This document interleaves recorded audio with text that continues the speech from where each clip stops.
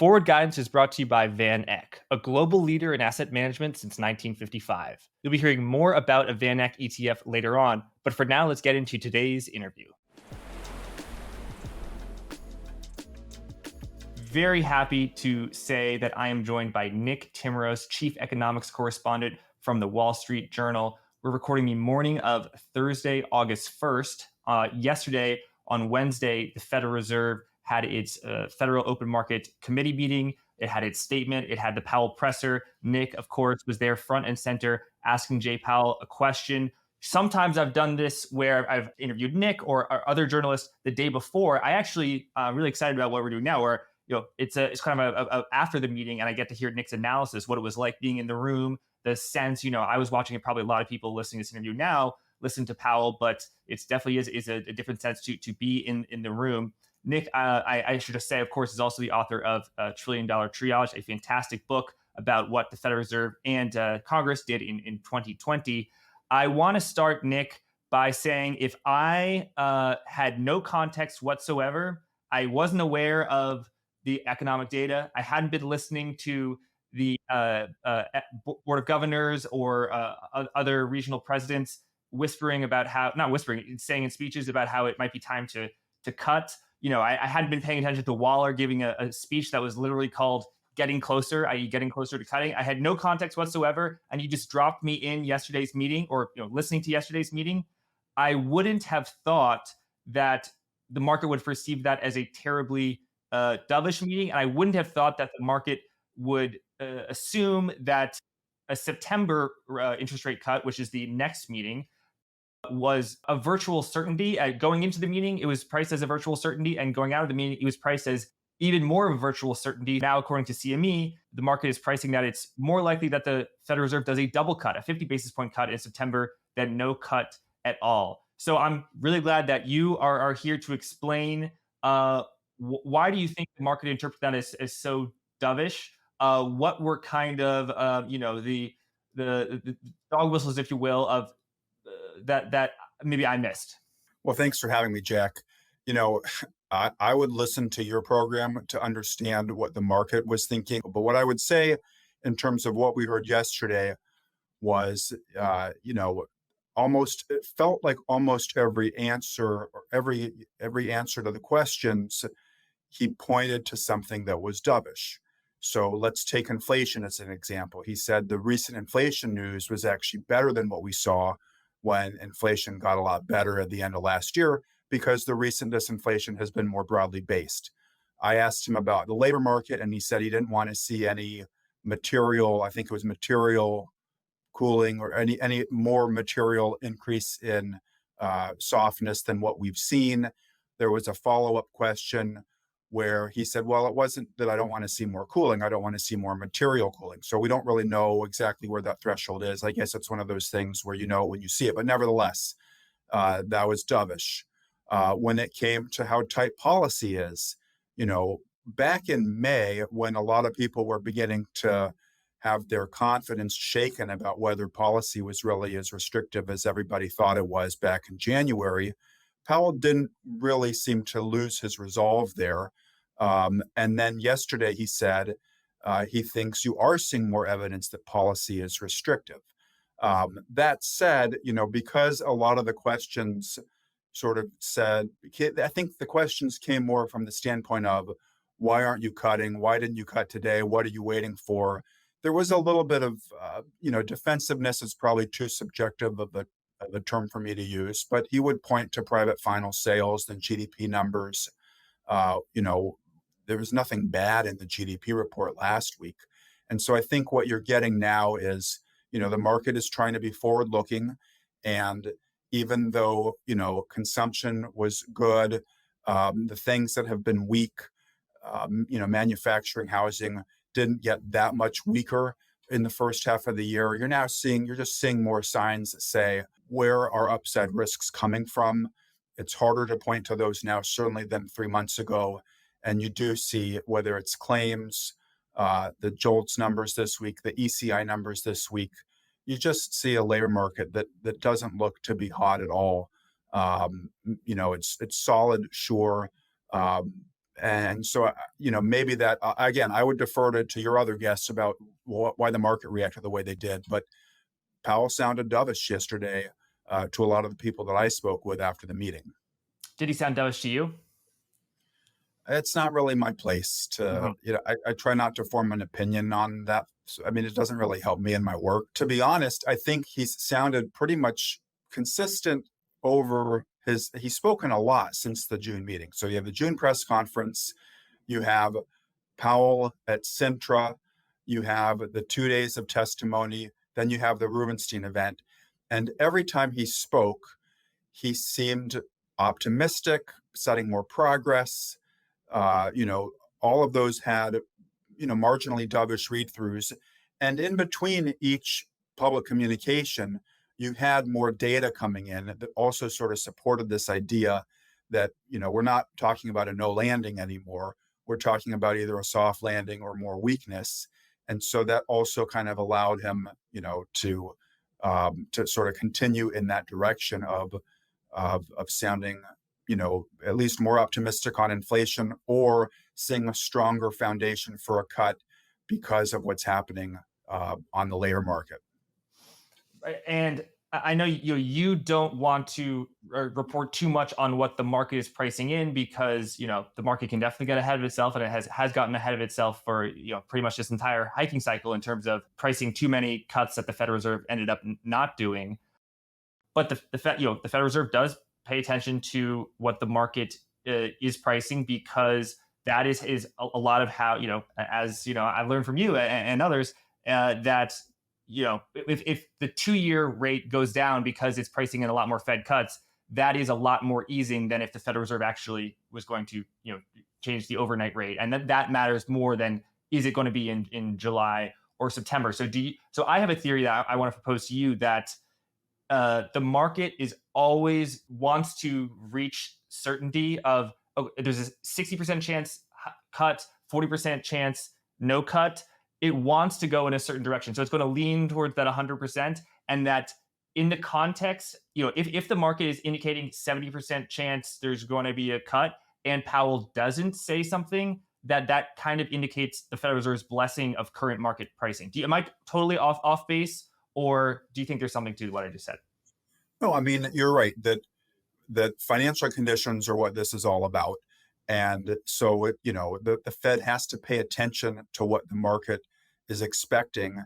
And if they then do something different, they don't ratify those expectations, the change is going to be uh, reflected in financial conditions. So yes, I think the fact that September was priced going into yesterday's meeting meant I thought it was going to be hard to, uh, saying very little probably wasn't going to change that pricing, right?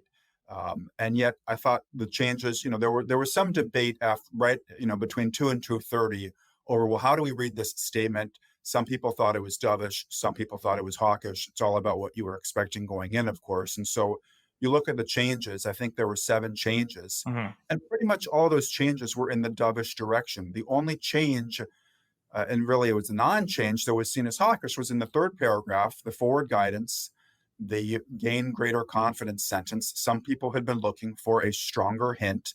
You could have added the word, won't be appropriate to cut rates until we've gained some greater confidence. The addition of the word some, somewhat, that would have been a more traditional sort of Fed breadcrumb that they Mhm. would leave in past periods where they're about to make a change from hiking or from a neutral bias to a cutting bias. They would, at the next meeting or whatever, maybe we'll see something more like that in the minutes. We didn't get it. And so some people thought that was hawkish. And then, so then that's the 2 p.m. communications. Then at 2:30, you get the chair's opening statement. And what I like to do, if I'm not, updating a news story or trying to figure out what my question is going to be, I like to read as he's reading that statement. I read along the last statement Mhm. because he's pretty much reading the same statement. The SEP meetings, he's also explaining the SEP. So yesterday he wasn't doing that, and you can see there were very few changes. There were some, and you get to the monetary policy paragraph of the opening statement. It's usually on like the seventh paragraph, the third page of the transcript that the Federal Reserve posts. And that's where I thought, okay, this is where they're going to say something, because they didn't say anything in the 2 p.m. statement. And there was basically no change there. And I said, okay, that's interesting. He's just not going to say anything. And then Jana Smilik from the New York Times had the first question. And she asked the question that was probably on everybody's mind. It was a good question about September. What are you thinking? And, Powell brings I don't know if it's a folder or a binder. It's a printed materials into the room at the press conference, and there are tabs along the top or along the side, and you can see him turn to, sometimes he'll get a question, and if it's a question where he has a prepared answer, something he wants to make sure he, hits the right points, you see him turn to the tab. So the September question was called, and the September tab was turned to, and he read. We didn't have to wonder if he was ad-libbing. He's reading off the page what he's prepared to say about September. I thought it was just interesting. I don't know what it means that was the way they decided to socialize this, or to do it. Was, we're not going to put it in the statement. We're not going to even have it in the rehearsed, prepared opening statement at 2:30. We're going to do it in the Q&A, but we're going to read off of a piece of paper, what we're thinking about September. And it was pretty clear signal, I thought, that he was basically saying, he got as close to saying September without saying anything that would make it a promise, right? So if for some reason the world changes and they don't do it in September, they won't actually be reneging on any sort of explicit signal they said. But, at the end of the day, does it really matter? He made it very clear that the market has it priced. And then, as we discussed earlier, I think it's possible some of the other things he said during the press conference, the fact that they had had a discussion about whether it made sense to cut in July, that probably, animated some of the instincts of, all right, this seems like a Fed that, is maybe not as much on its front foot as Bill Dudley and Alan Blinder wanted, because they didn't cut at this meeting. But, this is also a Fed chair who is trying to stick a soft landing, and who recognizes that the runway's, not super wide, even though there are times this year it's gotten wider. So that was sort of my take on what we got yesterday. Forward guidance is brought to you by VanEck. The VanEck Morningstar-wide Moat ETF, ticker MOAT, has outperformed the S&P 500 for over a decade. How? Moat strives to achieve a simple but challenging task: buy quality stocks when they're undervalued and sell them when they're overvalued. Visit vaneck.com/moatfg to learn more. That's vaneck.com/moatfg. Now the disclosures. All investing is subject to risk, including the possible loss of money you invest. Visit vaneck.com to carefully read a prospectus before investing. The VanEck Morningstar-wide Moat ETF is distributed by VanEck Securities Corporation, a wholly owned subsidiary of VanEck Associates Corporation. Thanks. Let's get back to the interview. Thank you. And Bill Dudley and Alan Blinder, former officials for the Federal Reserve, who both have come out with op-eds that the Federal Reserve should cut sooner rather than later. So you think he said as much as he could say without it being a promise? An example of a promise would be in January 2022, where in the statement it said, the committee expects it will soon be appropriate to raise the target range for the federal funds rates. That is, I think, almost as close to a promise as, the market definitely interpreted that as a promise, and the market was pricing things way in advance. Why do you think Powell and the Fed is reluctant to give that much forward guidance? They just want to have that optionality of, we want to have the option to do 0 rate cuts. And I forget who asked the question, but he said, we see anywhere from 0 to 3 rate cuts. And even though the market is, kind of looking past that. So I don't know. I mean, I want to do reporting, of course, on what led to these decisions yesterday. Why not say it more strongly in the statement? Because you've done that in the past. One possibility is they're just trying to avoid getting locked into something. If you look at what happened to the European Central Bank in June, they very strongly signaled that first cut, and then the data that came out before it, it didn't go in the direction that you would have wanted to right before a cut. They did the cut anyway, but I could see some folks maybe not just wanting to give themselves an out. This is a committee that by and large has been they've felt burned. They certainly felt burned by what happened in the first quarter. They felt burned by what happened in the first quarter last year, where they stepped down from 50 basis point hike in December 22 to 25 at the January February meeting of 23. And then the day of the revisions, everything just kind of went in their face, and they had to put a 50 back on the table before Silicon Valley Bank blew up. So there's some PTSD, and I think some, not all members of the committee are just very concerned. Why rush this? The economy looks fine. We don't, nothing is melting down. So let's take our time, and that could be a reason to just keep it out of the statement. I mean, he basically was able to accomplish what you would have wanted to accomplish by putting that in the statement. So I don't think it mattered. I mean, he made pretty clear that the bar for September is low. What do I mean by that? Well, he said they're not going to be data point dependent. You could read that as saying, we're not going to just focus on the July CPI number that comes out on August 14th to the exclusion of everything else that we're going to get before the September meeting. And I know there's another CPI that they're going to get in the blackout, the August CPI number that will be out in September during the blackout period. So saying totality of the data, not data point dependent, that means it doesn't, it's not going to be what the 0.2 or 0.3 on core CPI for July is not what's going to determine a September cut.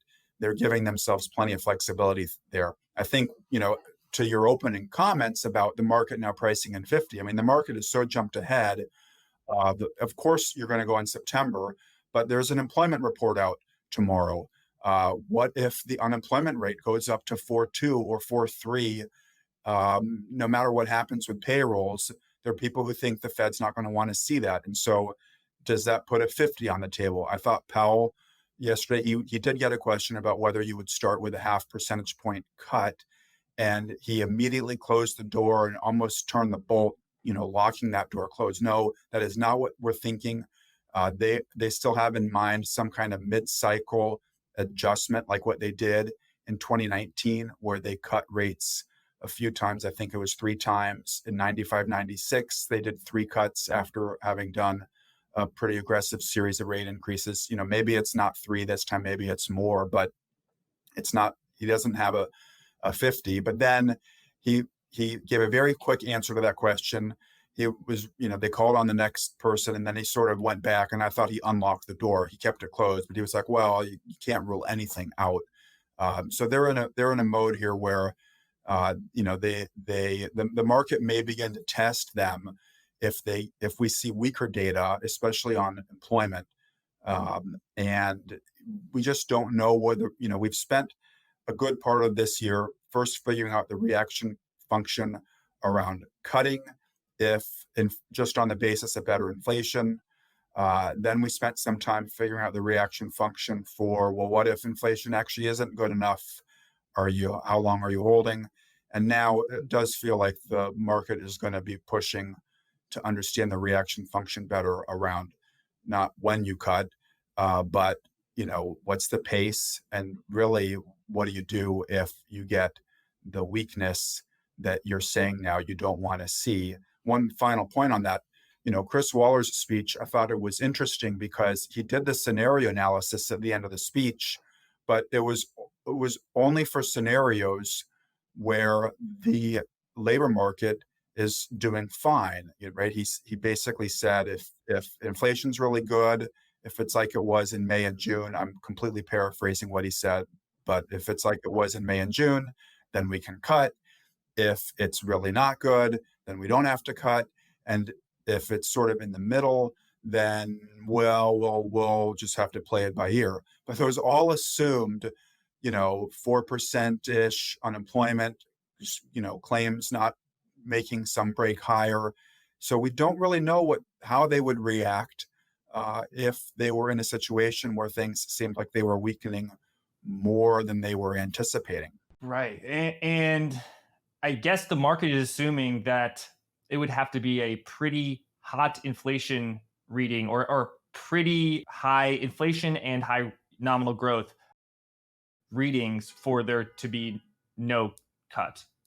Yeah, I mean, I asked myself that question before and after yesterday is what would it take for them now to not cut in September? It just seems very hard. I'm sure you could come up with, let's say we get two surprising labor market reports that show, really strong payrolls and the unemployment rate going down. The June minutes told us that the staff still expects the unemployment rate to decline this year, or to be lower than it is now. So maybe you get, we didn't see it in the ECI. So before the ECI would have said hot ECI, hot payrolls, bad inflation numbers. Maybe that could be enough to stay their hand. Again, I read totality of the data as saying it's not going to be about the inflation numbers alone. It's about all the data that we get.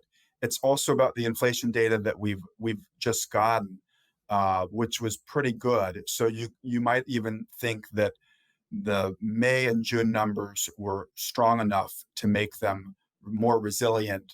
The first cut might be more resilient to some kind of unfavorable inflation number. I mean, stepping back, I think the challenge right now for the hawks is you have to ask the question, you have to answer the question, where are upside risks going to come from? Domestically, you could point to the labor market, you could point to housing, you could point to financial conditions. But on all of those right now, in particular the labor market, I mean, yes, this is a strong labor market, but the ECI yesterday, the ECI on Wednesday showed that private sector wages slowing. It's government and private sector union that's seeing the bigger wage gains, and those could well be lagged, right? Those were the less flexible, more rigid contracts. They are catching up to what non-union private sector workers were able to negotiate for in 21 and 22. So where are the upside risks? If you look in the June minutes, you saw people pointing to financial conditions. Financial conditions really haven't eased now, because of what you're seeing, more concerns of softness. Is it going to come from abroad? From import prices, stronger dollar?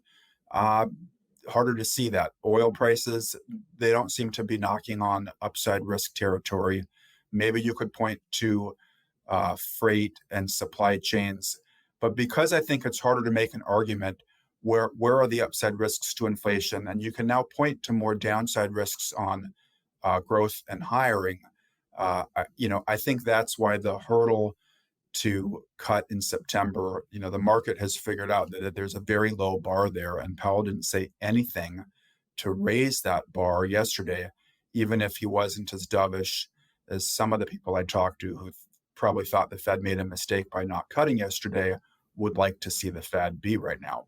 So focusing on the dual mandate, saying that the risks are in better balance and that there's an upside risk of inflation, there's a downside risk of unemployment. We are now focused on both now that inflation is closer to 2% and the unemployment rate is rising. As I believe the great Colby Smith asked and pointed out, the current unemployment rate, 4.1%, is above the summary of economic projections thought it would be by the end of the year, indicating that, I think you indicated earlier, that the unemployment rate is going to decline from 4.1% to 4%.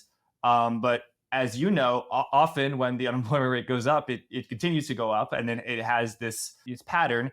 It could be that the received wisdom that Powell talked about, in the same way that, the inverted yield curve has been flouted, that this will be flouted too. The unemployment rate could go down, but just how weak or just how not strong is do you think the Fed thinks the labor market is, and what pieces of data? Is it the unemployment rate? Is it non-farm payrolls, which is a lot stronger? Is it jolts? What part of the data are part of that image that the Federal Reserve is paying attention to that says, hey, this job market, it is not as strong as it was in 2023. It is not as strong as it was in 2022. I don't know. I mean, that is a good question. I want to go back to something you said about the SEP. So you're right, and Colby was right. The June SEP, there were 3 participants. You can go into those tables in the back of the SEP. There were 3 participants who thought the unemployment rate would end the year above 4.1%. there are 4 participants who thought the risks to whatever they wrote down for the unemployment rate were weighted to the upside. Everybody else thought they were broadly balanced. So to me, that suggests, you know, again, there are only 3 people who think the unemployment rate will go higher than it is right now, and there are only 4 people who think that their forecast risks are to the upside. That means there are a lot of people who might be surprised here to see the unemployment rate continue to rise. Now, maybe I'm overdoing this, because if you look at 2025, there are more people who see the unemployment rate going up next year. So maybe this is just happening sooner than they expect. But I think there's a little bit of a it's something to watch there. As to your question on what they're watching in the labor market, I think one of the very interesting stories of the last 12 months has been immigration. And so that has clearly made it that you can see how people have now changed their views of what the break-even level of job growth is to sustain the unemployment rate where it is.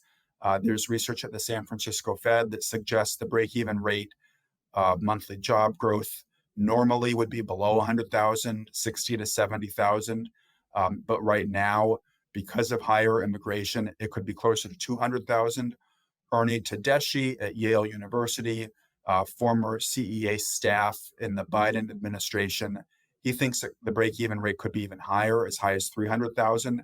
And you've seen Fed officials over the course of this year sort of react. Normally, if you thought break even was 60,000 and you're having 250,000, 230,000 jobs added every month, you'd say, wow, that's not, that's tightening resources here. That's going to put some heat on the economy. They're not talking about that anymore because I think they've internalized this idea that there's more labor supply. And so I think that is creating just an additional complication, perhaps, to reading some of the labor market data. And on top of that, if you look at Department of Homeland Security data, border crossings have come down a lot in the spring. And so you have to wonder, does that mean that the labor supply boom that we enjoyed over the last 18 months, whatever you want to call it, is that now coming to an end? And so the labor supply is how many people are willing to work. So unemployed people are people who are looking for a job in the labor force but are not employed. And that is in the numerator of the unemployment rate. The denominator is the total amount in the labor force. So an influx in immigration, which appears that people have been coming to the U.S. a lot, increases the labor supply, and therefore the number of jobs that the U.S. needs to add every month. What you said that called the break-even rate, that is higher. So now, because the labor supply is increasing, we need to hire more and more people every month in order to keep the unemployment rate constant. Do you think that immigration, does that also boost the non-farm payrolls data just because there are more people, so there's more hirings? Well, so that's been a question: is could immigration explain some of the differences in the survey of employers? That's where we get the monthly employment numbers, which has been, that's showing we've added 2.8 million jobs over the last year, versus the household survey, where we survey households and use population estimates to calculate changes in employment or unemployment. And that's been, almost flat. It suggests we've added, fewer than 200,000 jobs. And so immigration might explain some of the difference. We may be overcounting. I think at the last press conference, or maybe the one before, Powell acknowledged we might be overcounting in the survey of employers, the payroll survey, because there's estimates. They have to make certain assumptions around new businesses that are created. You can't survey, businesses that you don't know have been created, and then businesses that close. That's called the birth death model. And so it can add or subtract, it can in different months to employment. And so if you're getting that wrong, maybe you're overestimating the number of jobs you've created. On the other hand, if you're not accounting for all the people that are coming into the country, then the household survey might be undercounting job growth. over time, these things should net out. But I mean, you're right. It's created. I think the post pandemic economy has had a number of these things where you kind of have to sit back and say, oh, I wasn't expecting this. Now that it sort of explains this conundrum, at the end of last year people had around, well, how is the economy, how is demand so strong, but we see labor market not overheating, and immigration sort of helped unravel that mystery. Traditional economic models, old school models of the unemployment rate going up in an exponential manner is very concomitant with a recession, very indicative of a recession. Uh, but what about one in which the unemployment rate jumps up, but it's because job growth remains moderately good, but just the labor supply, the denominator, explodes because of huge amount of immigration? What if the Somme rule is triggered? This, for our audience, that unemployment rate measure of how the unemployment goes up in a nonlinear fashion, but it's only because the labor supply has exploded because of is that a recession? Do the economists that you speak to, is that a different type of Somme rule, a Somme rule trigger that didn't count, in the same way the yield curve trigger did, was ended up being wrong? I mean, Claudia Somme herself has said that she hopes it will be wrong, and that there's a chance it'll be wrong. Yeah, I mean, the thing about the unemployment rate is really the immigration thing should be sort of agnostic to the unemployment rate. And you kind of, I think that's why a lot of economists see the unemployment rate as the one single indicator that gives maybe the best read on what's happening in the economy. You're adding a lot of jobs, but the unemployment rate's going up. So that's telling you something about the economy. Now, I think, when it comes to the Somme rule, I think the reasons why the unemployment rate rise matter. And normally what you see, I mean, normally the reason the Somme rule is a good kind of coincident indicator or warning siren on this stuff is because you see layoffs rise in these cyclical industries, right? Residential construction jobs are lost, manufacturing jobs are lost, unemployment rate starts to go up a little bit, and then that downturn sort of filters through to the rest of the economy, and then the unemployment rate goes up even more. The initial increase in the unemployment rate last year, you weren't seeing a lot of job losses. You weren't seeing, the U3 is the unemployment rate that everybody talks about. U2 is the unemployment rate that just looks at people who are laid off, and it hasn't gone up as much. So what I'm watching right now is, and I think what everybody else is watching is, well, what's actually happening with layoffs? If new entrants to the job market or re-entrants to the job market are finding that it's harder to get jobs, it's taking longer to get jobs, maybe it's not as worrying as people losing their jobs, but it's a sign that demand for labor is not as strong as it was. And if those trends continue, then it would suggest people will start to lose their jobs more than they have. There was the debate, I think, in one of the months, maybe May it was, where the unemployment rate went up, but it was all 20 to 24-year-olds. And some people said, well, don't worry about that because it's just 20 to 24-year-olds. And other people saying to me, well, wait a minute. If new workers, people who are sort of entering the workforce, are finding it harder to get a job, doesn't that tell you something about labor market conditions? You can't just dismiss a rise in the unemployment rate because it was, from this one group. Yeah, it could be volatile, but it could also be telling you that the labor market's softer. And I'm sure these are things that the economists in the Research and Statistics Division at the Fed Board are doing a lot of analysis on, and trying to figure out what's going on there. The other thing, so the reason why the Somme rule would be triggered matters, and I mentioned manufacturing and residential construction. One of the reasons that people cited a couple of years ago that made a lot of sense to me for why there was this big question: why haven't 400 basis points and then 450 basis points in rate hikes slowed the economy? The housing market was much more resilient than anybody anticipated. And you can point to certain factors on the single family side that many people are familiar with. Supply of homes was low because there was such a bad affordability shock, people didn't want to move. And so even though demand was weak, supply was also weak. And the new home market benefited from that. And that's where, that's where housing punches its weight in GDP, is in new construction, not in resales. But you also had a lot of multifamily construction, and multifamily buildings, steel concrete apartment buildings, they just take longer to get built than lumber and brick, single family homes. And so there was a lag built in there. And now what you're seeing is that completions are plummeting for multifamily. Of course they are. Nothing's being started. Permits fell a while ago. Permits and starts are very low. Now those completions, those buildings are being delivered. And so where are the people who are building those buildings going to go? They go into, energy sector, or they go build, new battery or chip factories that are being built. But you now see residential construction total units, which plateaued in 22. It held steady in 23. It wasn't going up, but it wasn't going down. Total units under construction, it's now falling. It was down 8% from a year ago in June. I think if you use a 6-month annualized rate, it's down 13%. Residential construction hiring over that 6-month period, it's up 4%.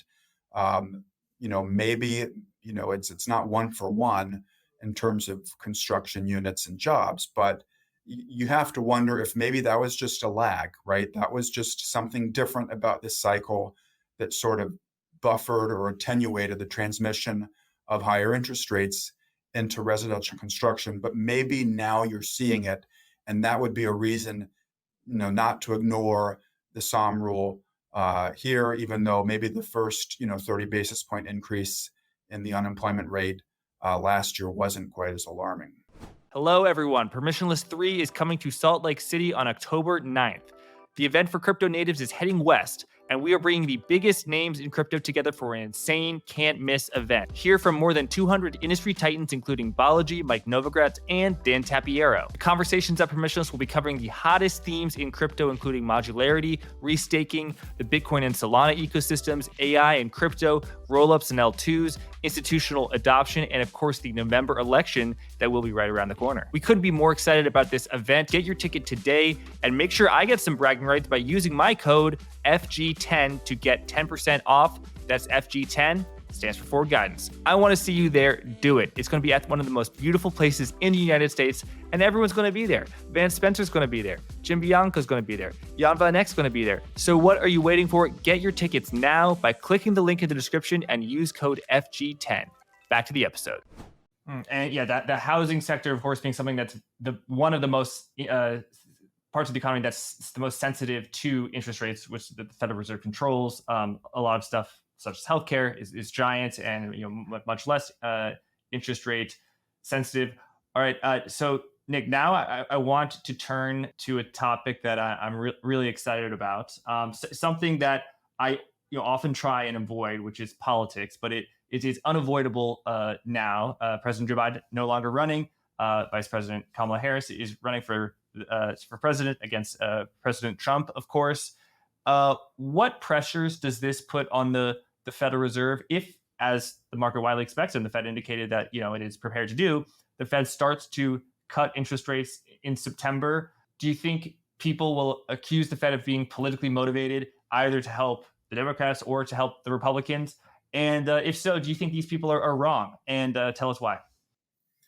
Yes, people will accuse them of playing politics, and no, I don't think the Fed does things for specifically partisan political reasons. I think there's too much at stake here, and I think all the people who work on this recognize what's at stake here. And so, a lot of times when I see people have their Fed call or whatever, and they say, well, they're not going to cut in September because there's an election. I sort of like, okay, thank you, next. I'm not like that analysis doesn't do anything for me, because I just don't see any evidence that the Fed thinks that way. That doesn't mean that elections don't matter. I mean, of course elections matter.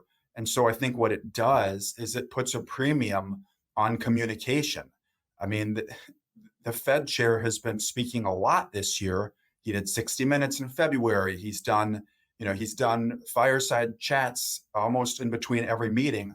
And He's always done this sort of thing. He communicates. I think he sees that as an important part of his job to make sure people understand what the Fed is doing, why. But when I say elections matter, I think they matter because you just know that no matter what you do, people are going to wonder if politics are influencing it. So it puts a premium on being out there and reminding everybody that, hey, if we cut rates, there are good reasons for doing it, and here are what those reasons are. Or if we're hiking rates, this is why. So that there are going to be people you can't convince. Of course, there are some people Yeah. who just believe the Fed is political, and maybe they think the Fed is, kind of jujitsu, subconsciously political. We're all humans. We all have views about things, and how can we actually expect to be able to turn off those views? But you can read the transcripts. You see that it really doesn't come up. You can you can look at the arguments that people outside of the political realm have right now. I mean, there are arguments on both sides here for and against cutting rates, and so I don't think it has to be seen as a political thing. But because there are people who just will refuse to believe it couldn't be, it's so obvious to me that they shouldn't be cutting, so it must be politics, or it's so obvious to me they should be cutting, so it's politics. You can't, I mean, I'm not sure what you can do to convince those people. So Powell yesterday, I talked about the binder earlier. I mean, he definitely had something ready to go on when he said, we don't make decisions to help or to hurt a political party, a political candidate. He went out of his way to say we're not even thinking about the policies that these people could enact. I mean, that is a conversation for 2025. The policy outlook, depending on who wins, could change the economic outlook, but the Fed doesn't really focus on that until the election's decided, and then the new president says, here's what I'm going to do. Here's what you think is going to pass Congress. You can see how the Fed then begins to take that into account. So does it make the Communications High Wire Act harder for the Fed? Of course it does. I'm not going to sit here and say it has no effect. But I think it's hard to point to ways in which that it's actively influencing their decision right now. A few months ago, people said to me, there's no way they'll go in September. And now the market has the September cut completely priced. Does it maybe change where the bar is for some of these things? You could argue that. I don't even think that it does, because if you think this is the right thing to do, you're going to do it. The November meeting, I think, is interesting just because it starts the day after the election. Yeah. So, would you really want to make that be your first cut? There's no getting around. It's just an awkward meeting. But all the more reason, I think, for people just to be out there communicating what they're doing and why. And I wrote a story about this today in the Journal. You go back in history, I mean, people tell me the Fed never makes policy changes around an election, and that's just not true. In 1992, George Bush gave an interview to the New York Times about a week before the July Fed meeting saying, I think we need lower interest rates. And knowing the Fed was meeting the next week, the Fed cut by 50 basis points at that meeting. They had already cut a lot. We were in the 90-91 recession. We were coming out of it. We weren't coming out of it in enough time for George Bush to be able to present the economic story he wanted to tell. He wanted the Fed to cut. And you can actually look in the transcripts for that meeting. The interview that the president gave, it indirectly comes up. Larry Lindsey, who's a Bush appointee, a governor, says, part of me wants to come in and just stand tall and say, we're not going to do anything here, or maybe we should hike. But the other part of me thinks it actually is the right decision to cut. And so I'm going to support the cut. So that's 92. 2000, the Fed hikes to 6.5% Fed funds, a 9-year high in May. The equity bubble bursts later in the year. And Bill Clinton's last 2 weeks as president, the Fed is cutting. They do intermediate rate cut on the third day of 2001. 2004, the Fed starts their hiking cycle in June. 2008, obviously, the Fed was doing a lot in 2008. 2012, they launched QE3 in September before President Obama's reelection. And then 2020, they unveil the guidance And a number of Fed officials are actually calling for more fiscal spending because they're worried that they're out of juice. Nobody sees a vaccine Mhm. or $3 trillion of spending that they would get the next year on the horizon. So this idea that the Fed doesn't do anything in election years, it's simply not true. Yeah, I mean, you got the data to back that up. So I was, never convinced by the chorus of people who say, "Oh yeah, they're definitely going to cut because they want to help the Democrats." I never bought into that. I did explore the possibility that it would just be clean if the cutting rate cycle started after the election in December, and that the Federal Reserve would never do something to help the Democrats or help one particular party, but the Federal Reserve does have an interest in not only in being non-political but being seen as non-political. And in order to be seen as non-political, the cleanest way is to start in December. Do you think that that is the pressure that they not only do they not want to be political, that Yeah. even if it is appropriate to start cutting the day after the election, they kind of don't want to do that just for optical purposes?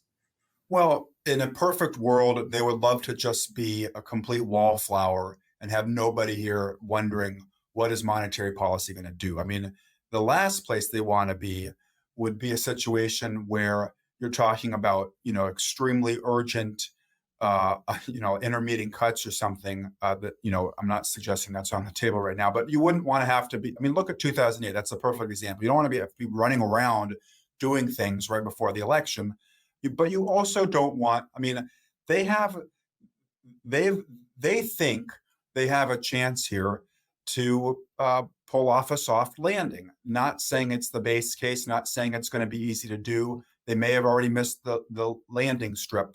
A number of the analysts I talked to think they had a chance, and they're missing it right now. Okay, fine, whatever you think. That to be able to achieve that, uh, if you think you have to do it in September to achieve that, that's nobody's going to be talking about the election and what you did right before the election a year from now if the economy's doing well. And whether you cut this meeting or that meeting, if the economy's in recession, you're going to have much bigger problems a year from now. I mean, I wrote today that even though people close to Donald Trump have signaled that they're just going to be irate if the Fed cuts interest rates in September, if you think about it, a lot could be forgiven, if Donald Trump wins. If he's elected the president, he's going to want lower interest rates. I mean, I think he said that in a rally on Wednesday. The first thing I'll do is that we'll get on top of inflation and we'll get interest rates down. So, presidents want a strong economy. Incoming presidents are going to want to inherit a strong economy. Uh, I think there's a lot at stake here for the Fed that just goes way beyond at which meeting do they do this and do people accuse them of politics? Because they're going to get accused of bad things, probably no matter what they do. But a lot of it will fade away if the policy ends up looking okay or the economy just does okay. Another example would be in 2016. They had lifted off. They'd done one increase at the end of 2015. The September meeting, there was a big debate. Should we do another one here? They waited. They did it in December of 16. But when they didn't hike, Donald Trump went out and said, Janet Yellen, she's so political. She's doing this to help Obama and to help the Democrats here. It's a big fat bubble ready to pop, and they're holding rates low to help my opponent. And nobody really talks about that now. And then So what did he do in 2018, Nick? yeah, and then he wanted interest rates to be lower. Now, granted, the Fed had hiked some. I think they had done they had raised rates by about a point since then, and then he started to say, I don't like this anymore. Let's not keep raising the interest rate. Yes, and it is my perception, and I'm curious if you agree with me, that I've heard President Biden say very little about interest rates, maybe one or two comments, and quite publicly, he has not met with Jay Powell in quite some time. I have not been following Vice President Harris's views on this, and I'm sure we will see her views. But former President Trump, it's my perception, he really, as a former real estate guy, he really likes low interest rates, and he pays attention to them probably a lot more than Joe Biden does. And if former president, if Trump is reelected in November, he might be calling and perhaps on Truth Social, if not behind the scenes, for lower interest rates.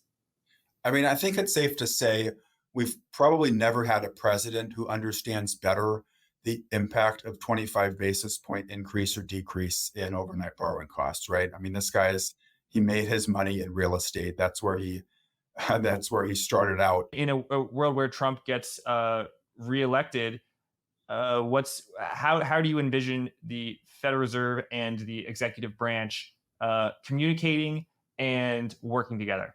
I just think it's going to depend completely on what the economy looks like at the time when that happens. So, Trump gave this interview to Business Week, Bloomberg Business Week, Yeah. in June. He was asked, "Are you planning to let Jay Powell stay as Fed chair?" It's not at all clear that he has the authority to fire the Fed chair without cause. But nevertheless, he was asked the question and he said, "Yes, I would keep him." But then he went on, he added an if. He said, if, especially, I think he said, especially if he's doing the right thing. Well, if you promise somebody and then you say, if my kids ask me, "Can we get ice cream tonight?" And I say, "Yay, yes, if you eat all of your vegetables and fruit." I mean, that's not really an unconditional promise. So people ran with it and said, "Oh, he's promising to keep Powell as Fed. He's not going to try to push Powell out." My read of Trump there was he was saying, pushing Powell out is not on my first 100 days agenda. Peter Navarro, I think, had given an interview and he had said, "Oh yeah, Powell's gone, on day one." And what Trump was kind of saying was, "No, that's not the plan." But one rule of Trump is he's never going to tie the hands of a future Donald Trump. So it'll be situational what they do. I mean, he was not shy in 2018 and 2019 and even in 2020 about browbeating the Fed, publicly calling for lower interest rates or negative interest rates or QE, whatever he thought he needed. He would push for it. He thought it worked. I think that's important to remember, even though it's not at all clear that that was why the Fed cut rates in 2019. If that's what the president thought, then it means he'll probably do it again if he thinks it will help him. When people talk about firing the Fed chair, I think a couple of points. One, the way that people who think it could be done, what they point to is you would just pick somebody else on the board, since you can't fire a governor, but you could maybe demote a chair and pick somebody else to be chair. Well, there's a full board right now, and the two people besides Powell that Donald Trump put on the Fed board have been hawkish, right? Mickey Bowman and Chris Waller aren't exactly Uber doves over in the Martin building right now. So I think some of this stuff, I mean, yes, you have to take seriously, what people have said in the past, what advisors around him are telling him. Yes, you can do this, boss. You can can the guy if you want to. Put me in the game. I'll give you the policy you want. But I really think this is a bigger focus. If he wins, the big focus will be on who he picks to replace Powell and to put before the Senate in May of 26. Is it assumed that it's very unlikely to be Powell if Trump gets reelected? He said he wouldn't keep Powell. I mean, he said he wouldn't keep Powell. He doesn't seem to think he regretted it up until the COVID episode, and then he thought Powell did a good job during COVID. But I think it's clear that Trump wants somebody who he can call up and say, "This is what I want on interest rates. Go get whatever you need to do." I mean, I'm not sure that he's steeped in, vote who has a vote and how many people vote on the FOMC. I'm the president. I should be able to have some say in this. It's kind of crazy that I don't. So you're the chair. Go make it happen. I mean, it seems to me, just from having watched the last 5 years, that that's what Trump wants. From speaking to people around Trump, that's what Trump wants. And the question will be, can he find somebody that he thinks will listen to him and that the Senate will confirm? Because, there are people in the Senate Republicans in the Senate who don't like the idea of a president calling up the Fed chair and saying, "Do this, do that." That scares some Republicans on the Senate banking. So, well, there's a lot there. I still think that what happens in the economy is going to matter so much more. And there are a lot of people who tell me, I mean, people are messaging me on Twitter. What do you mean they're going to cut? Financial conditions are loose. The Chicago Fed, FCI is right where it was, before they even hiked. How can so and then there are other people who think the Fed is falling behind here, and those people reach out to me too. How come you didn't ask a harder question? Why aren't you cutting? The economy is just. I think that's going to be what drives a lot of this. Yeah, I'm sure you're absolutely bombarded. And just moving on from politics, it really is true, and that there's always going to be a piece of economic data that confirms your view. I mean, I'm sure even in the deep, semi-depression, 1 month recession of March or April 2020, I'm sure you could even find a data point that looked okay. And there's data points in the boom of 2021 that looked horrible. So you can always cherry pick data to find something that confirms your view. And you're someone who's stuck in the middle between talking to professionals who have a view, but also just people who are chiming in and saying, yeah, look at the Chicago. Nick, are you not paying attention to the New Orleans freight index? Come on. Well, my favorite are the ones who are like, don't they know this? Like, haven't they even considered this? And it's like, they probably have. Yeah. They just don't put the same weight on it that you do. For me, I mean, for me, the big question, I think, over the next year, especially, if we do see more softness, there's been so much discussion and analysis of why monetary policy transmission, uh, why the economy was more resilient to it, why the transmission didn't, if you had gone back 2 years, yeah, and I'd been on your show and I'd said they're going to raise rates by 500 basis points in less than 18 months. And the economy, at least for a couple of years, is just going to be fine. People would have been like, what are you talking about? Right.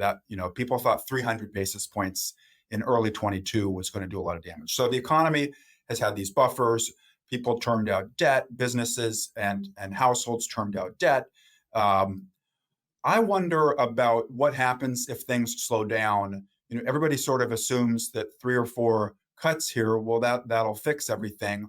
But what if policy, and I wrote this in my story yesterday, I quoted somebody making this point, that what if to actually provide stimulus now, the policy transmission mechanism is just as weak as it was on the way up. I mean, there's like 15 of us, I'm exaggerating here, who have bought houses in the last 18 months. There's not a lot of juice to squeeze out of the refi channel, for example. So I hear people making these points, and I think they're interesting questions. Is how much, if the Fed actually did need to provide stimulus, which it's not something that they need to do right now, but if our stars shifted up a bunch, then yeah, that's maybe you don't have to cut as much to get to neutral or below neutral. But if there's actual weakness here, what does the transmission of monetary policy look like? I think that's a big question going forward. That's such a fascinating point, that if the interest rate channel is quite weak, and a 25 basis point cut or hike isn't worth what it used to be for a variety of reasons. On the way up, it's not going to cause a recession. On the way down, if we're in a slowdown or countering a slowdown, it's not going to provide this massive relief. There are some folks, Nick, and I'm sure you've encountered this, who go even further. They say, yes, homeowners have termed out their debt. So many people, including corporations, have very long duration fixed rate. They're still paying 2%. They're still paying 3%. Meanwhile, the wealthy people who are sitting on a lot of cash, they're getting a high amount of interest income. So really, it's the banks who suffer, but the American consumer is strong. That force is so strong that not only does it somewhat offset the fact that credit is more expensive, and that people are going to buy fewer houses on credit, people are going to buy fewer cars on credit, but that it more than offsets, so that actually high interest rates are stimulative and low interest rates are somewhat contractionary, because no one's getting any interest income. I think this is a theory. I first heard about it a few years ago, and I associated it with a somewhat niche part of the modern monetary theory. But a few months ago, or maybe even last year, I saw on Bloomberg or CNBC Rick Reeder, who runs fixed income for BlackRock, which has trillions and trillions of dollars under management, say that he thinks high interest rates are stimulative. So how many of the people that you talk to, economists, people on the street, are taking this view very seriously, that high interest rates actually could be, keeping the economy strong? And is this something that the Fed has, even if they don't agree with it, entertained?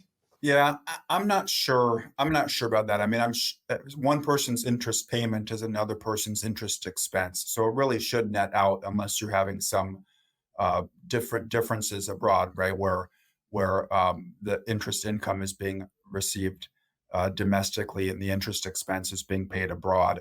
Um, so I, you know, a lot of people have said, higher interest rates are going to provide stimulus, and we'll just have to see. I mean, if the economy uh, and asset markets continue to do as well as they have, maybe that'll be worth more investigation. But in 6 months, if things are really slowing down, then I think the people who made those arguments are probably going to, pretend that they didn't make them. Yeah, well, that happens all the time.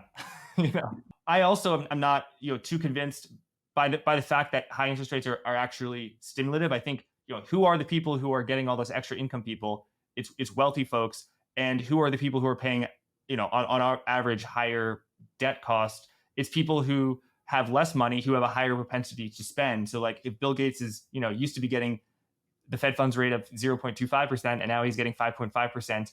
Is that so stimulative to the economy? Yeah, I don't really buy it. But what do you think the Fed thinks, or people at the Fed about this? I would be guessing. Yeah. I would be guessing on that, and You don't want to get. yeah. I mean, it's just they have a view about how monetary policy works, and their view is that kind of there's an equilibrium, uh, it, and as you raise interest rates, especially in an economy that has more debt, you're going to slow demand. It doesn't mean that some people might not make more income. But I think a lot of these people, though, you mentioned Bill Gates. I mean, it's not like he's parking all of his money in cash, right? He's had other investments. He's had other investment income. It does create maybe a lower risk option for people. I mean, I hear from savers who are saying, "Well, why should the Fed even be cutting rates? I'm finally making 5% on my CD, and I like this, and I don't want to give this up." You could have been making money elsewhere, but you would have had to take more risk, of course. So I guess I don't see it. It's not something that people at the Fed talk about, and I think the reason they don't talk about it is because it's not something that really that they see as how their policy is working. Right. They're open to the possibility that the interest rate channel is weaker than it might used to have been, or that people thought in 2022. But they're not open to the possibility that it has the reverse effect, as what the textbooks say. Right. Yeah. I think that's the right way to put it. I mean, the other one where you see some disconnect, I mentioned financial conditions earlier, and a lot of people look at sort of very, very near-term changes in financial conditions. Oh, since 10 a.m., financial conditions have eased a bunch, so this was all a huge mistake. I mean, the way the Fed thinks about it is that changes in financial conditions, they need to be sustained over some period of time. I like to think about the housing market. If you think about the housing market, the big run up that we had in interest rates beginning a year ago, it wasn't sustained. So it took a lot of demand out of the housing market, but it didn't, we weren't at 8% indefinitely. And then from November to January, mortgage rates came down a bunch from the mid sevens down to, maybe 6.75. And a lot of people said, oh, this is just going to throw a bunch of gas on the economy. We're going to overheat things because the housing market, the Fed eased financial conditions too much at the December press conference. That move down was not sustained. So anybody who's bought a house knows, it's not a transaction that comes together in 6 days or even 6 weeks. It takes more time. And I think what you've seen is mortgage rates have actually been at 7% now, give or take. They've been around 7% for a year, and that's having an effect. I mean, nobody could sit here with a straight face, and even if mortgage rates have come down a little bit, to 6.8%, suggest that financial conditions today are dramatically easier than they were a year and certainly 2 years ago. And in the housing finance market, that's just not at all what's happening. And so, people point to a lot of these financial conditions indexes. They're really financial stress indexes. Hmm. The Chicago Fed one that I mentioned earlier, they capture financial stress. They show that financial conditions in air quotes were not tight in June of 2007. Well, what happened 3 months later, right? It was sort of a, a nonlinear change there. So the financial conditions indexes, they capture stress more times than they capture actual, like long-term borrowing costs for a mortgage, and things like that. Well, Nick, thanks so much for coming on. I think I really like this prospect of interviewing people after the FOMC instead of before, because before, the analysis kind of gets stale after it happens. But yeah, I really appreciate this, and always great to hear your thoughts. I follow your coverage, and so many people listening to this do, and if they don't, they do. They also have got to check out $1 trillion triage if they haven't already. A lot of Fed lore from 2020, which is great, and some history too. Yeah, you really it is great to watch someone who is very good at their craft, and you really are a master of following the Fed. And so I enjoy interviewing you as I always do. And thanks for coming on, and thanks everyone for watching. Thank you, Jeff. Thanks for watching. Remember to check out vaneck.com/MOATFG to learn more about the VanEck Morningstar Wide Moat ETF, ticker MOAT. Lastly, Forward Guidance is available not just on YouTube, but on all podcast apps, and a video version is available on Spotify and Twitter, where I post interviews regularly. Thanks again. Until next time.